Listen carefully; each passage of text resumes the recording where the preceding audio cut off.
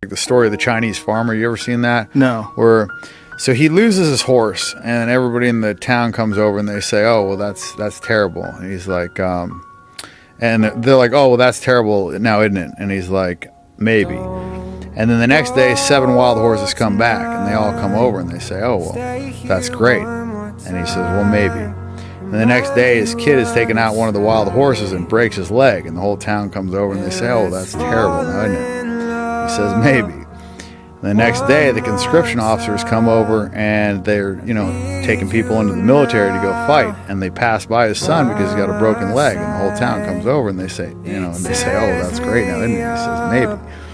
And the point of it is that you never really know if something is bad or good because you don't know how that's going to affect the rest of your life.